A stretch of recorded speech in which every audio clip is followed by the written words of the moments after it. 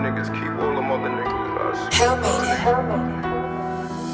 I don't wanna have to catch a Peter. Word to Tina, had me acting like a teen when I was teed up with my ski up and my products double strapped up. I was strapped up with the reapers, not the rappers. Don't be thinking this is that when you see us sing it whack.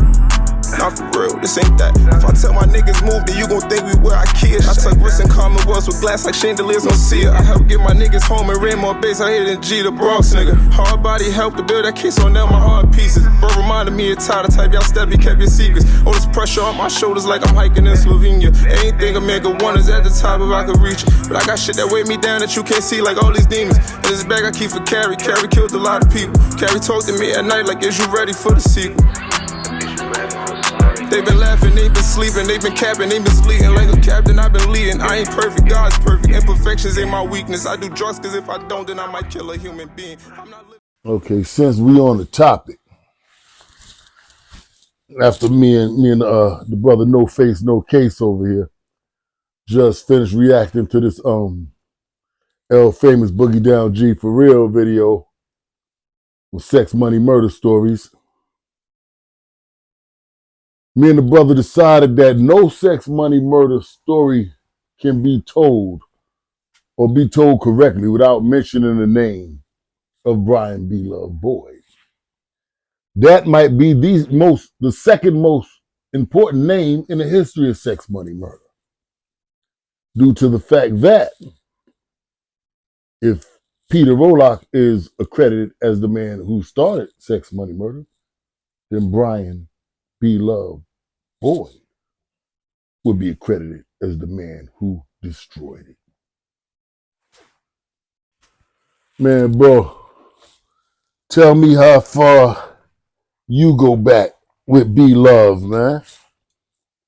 I remember B Love when B Love was young. They was puppies, they was babies, you know what I'm saying? It's early teens, you know, B Love was a serious dude. You know, we all loved him. He had that name, you know, he represented us well, you know? Yeah.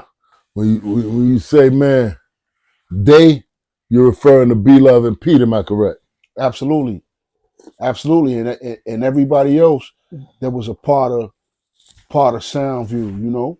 B Love was from the Jets. He was actually from, you know, the Jets, but you know, the whole community, you know what I'm saying? That was little bro. Absolutely, absolutely.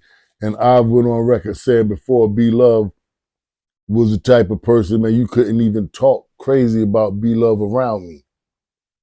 You know what I'm saying? That's the type of love I have for B Love. When I'm other places, if I hear his name spoken upon, you know what I'm saying? I don't like the way it sounds like you said, huh? About who? About what? You know what I'm saying? I'm on it. You feel what I'm saying? Yeah, so like, yeah. B Love was a very, very beloved member. So whenever you hear people talk about B Love with any form of disdain, it's due to the fact that they're really hurt. You know what I'm saying? They really feel a sense of betrayal because of the amount of love and trust that Pete had for this guy, for him to have went sour the way he did. And a lot of people don't even understand how instrumental he was in Pete getting the amount of time he got, in Twin losing his life, and the entire organization getting destroyed by the federal government. We could say it like this, you know, once again, allegedly. Allegedly. B Love was one of the first dudes that, you know, maybe behind Green Eyes Joey, that went up with them boys and was basically, you know, telling them the history and the dynamics that was going on with sex, Absolutely. money. And okay. And not to cut you off, but you just shot a name out there on him. He said Green Eyed Joey. For those of you who don't know, when the Thanksgiving Day Massacre took place, the first one to start talking was who? Green Eyes. He pretty much, to my knowledge, you know, once again, allegedly, he was one of the ones that told him, you know, rest in peace, Jazz, Total Package, you know, basically, because that's where they supposedly had the guns that where they committed the Thanksgiving Massacre. And Green Eyes was the one that told him where the guns was, and, you know, basically started talking to him immediately. And to my knowledge, B Love, what not too long right behind that, was telling him the crazy shit about B Love. When you say Jazz, let me know you're talking about the Total Package. Talk about the basketball player, the total package. Was it Jasmine Manzel's name? Yeah. Rest Total in peace. package. Yeah, rest in peace, Jazz. He was the homie. I dunked on him when he was 15, though, and he passed on. Rest in peace, Jazz. But he did bad. He did bad. I mean, you would like to give him his flowers with that rest in peace, but at the end of the day, you got to give him a piece of cheese. He did bad. I'm gonna tell you though, B Love, like the Thanksgiving Massacre, as a lot of people like to call it, allegedly had a whole lot to do with organizing it and trying to put it together. But to my knowledge, when it was actually going down, that Thanksgiving Day, he kind of disappeared. Absolutely. And when you talk about orchestrating, we're talking about the one who's relaying the message to everybody that this is to be done and this is whose job to do it. Pretty much a facilitating. More so the facilitating. I think he was supposed to be one of the shooters. But he passed the job off. Passed it off. He did. He got MIA that particular day, and actually, the crazy shit is, rumor has it, he was the main one that started the process and the thought of Twin ratting. Yes, indeed. Yes, indeed. I think B Love owed Twin money. He got in a situation where Twin might have hit him off with some work, and he owed Twin a substantial amount of money. This is fact. It was deeper than that. Not only did he owe Twin a substantial amount of money, but Twin was no longer giving him any work to get the money back. Twin had began giving all the work to Debo, to Bear, rest in peace. So B Love had asked Twin for something, and Twin told B Love, "You gotta holler at Bear," and that put B Love in his feelings because B Love felt he outranked Bear. You know what I'm saying? B Love felt like he was second to Pete in the projects. You feel what I'm saying? And I could feel a little bit of uneasiness when I first came back after I got shot. You know what I mean?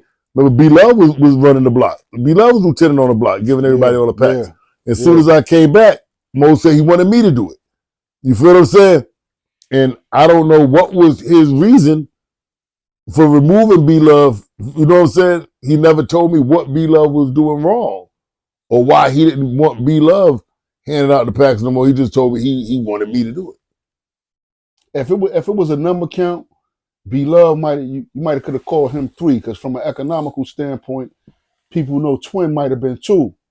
Yeah. And B Love might have resented Twin for. But I said in Soundview, though, remember, Twins from Castle Hill. Yeah. So in Soundview, B Love felt like when Pete's not there, it's his block. But from a money standpoint, he couldn't compete or compare to neither one of them on. So absolutely not. When Pete got locked up, the one who basically filled that void economically and work wise was Twin. Absolutely.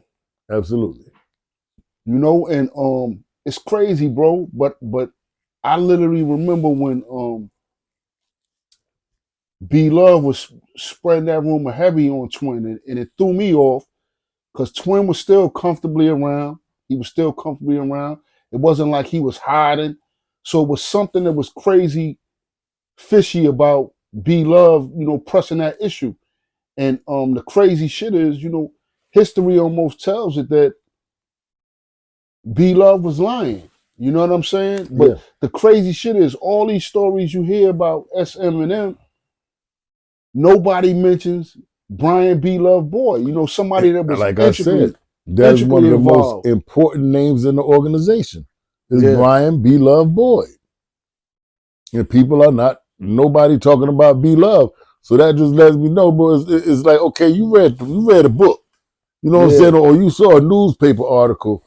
You know what I'm saying? But, like I said, you met somebody and they told you their rendition. But they did not tell you one of the most integral factors of the whole thing was B Love. B Love, man. B Love started the Twin as a rap rumor. B Love is the one who sold that to Pete. B Love is the one who came back to the block telling everybody they need to do this, that, and the third. You feel what I'm saying? Like, then as soon as they did it, B Love started talking. Yeah, that shit is real. B Love started talking. Like, B Love put the whole thing together. And a lot of people don't realize that.